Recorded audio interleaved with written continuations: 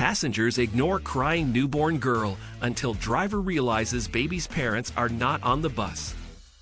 The crying had been going for way too long on the bus, and Lucas couldn't imagine how his passengers were tolerating the noise at this point.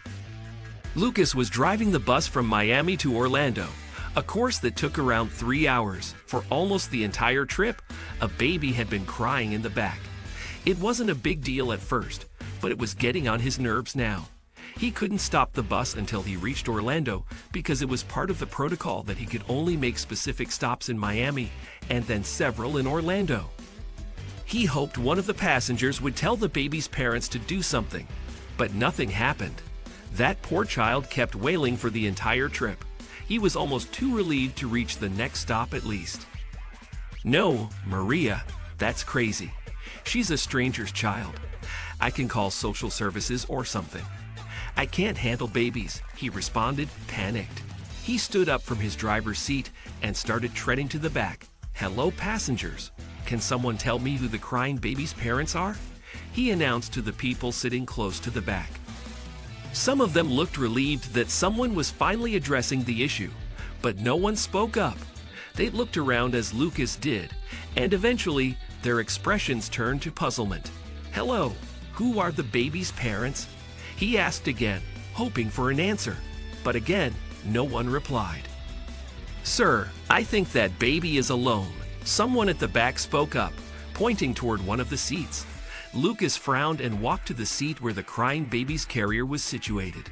He discovered the baby was a girl, and there was no one beside her. "Are you sure? Could her mother be in the bathroom?" Lucas asked the passenger who spoke up. "I don't know. I only noticed that the baby was alone when she started crying. But I'm not good with babies, so I just ignored it," the passenger stated and shrugged her shoulders. "That's crazy. Did someone abandon their baby on a bus from Miami to Orlando? What is going on?" Lucas wondered, and another passenger chimed in. "I can watch her for a while. I have grandbabies and I can put them to sleep. I didn't say anything earlier because I had no idea what was going on. But I can help," a kind lady offered, picking up the baby carrier to take it to her spot. "Thank you, ma'am. We'll find out what's going on soon, hopefully." Lucas expressed his gratitude and went back to his seat to resume driving. Worried about the baby, Lucas decided to call the central office and discovered something he had never imagined. Apparently, the child's mother had been making a fuss at the office, trying to get answers about her baby. She was on the bus with the baby when she decided to help an elderly lady get off the bus with her groceries. Unfortunately, the bus doors closed before she could re-embark, and that's why the baby was alone. "Jesus, that's crazy," Lucas told the secretary, Maria, who had taken his call. "So what happens now?" "Unfortunately, yours was the last bus to Orlando today, so the lady won't be able to get to her daughter soon. Lucas, you're going to have to keep the baby until her mother picks her up tomorrow," Maria stated, making Lucas' jaw drop. "No, Maria, that's crazy. She's a stranger's child. I can call social services or something. I can't handle babies," he responded, panicked. "Lucas, you can't do that. She'll get in trouble, and it wasn't her fault. She seems like a lovely lady. She was so worried. Please, can you help her out? I'll give her your address. She'll take the first bus to Orlando tomorrow. Please, sometimes we have to help each other out, right?" Maria pleaded, and Lucas finally caved in. When he completed his route, Lucas picked up the baby carrier and took the child home. His wife, Julie, would be stunned, to say the least. For several years, he had expressed his dislike for children and how he didn't want to have them at all.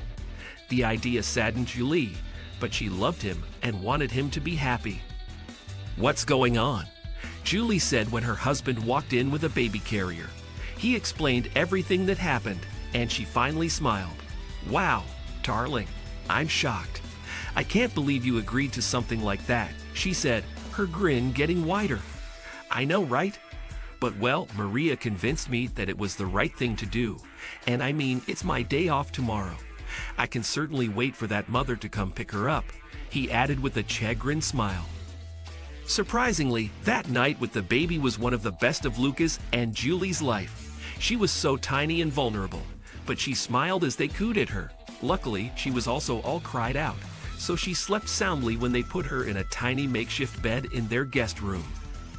The baby's mother, Cynthia, arrived bright and early the following morning with tears in her eyes. "Thank you. Thank you so much. I'm such an idiot. She's a newborn, for God's sake. I shouldn't have traveled, but I wanted to visit my mother. Then I saw a woman struggling to get off the bus with her groceries, and I couldn't help myself. I wanted to help her." She scolded herself. "Don't worry, your baby is a delight." Although Lucas said she cried on the bus so much, Julie said, patting the new mother's arm. "What's her name, by the way?" "Oh, it's Darla," Cynthia replied, cooing as Julie passed her the baby carrier. Yeah, she was fine as long as someone paid attention to her. But then, she fell right asleep. Lucas chimed in, smiling. Cynthia thanked them again and left with her baby. When they closed the door, Lucas turned to his wife with pursed lips and a glint of something in his eye. You know, having a baby wouldn't be so bad. Julie's eyes widened in surprise, and she jumped into his arms. A year later, they had their own daughter, Darla, named in honor of the baby that had changed his mind.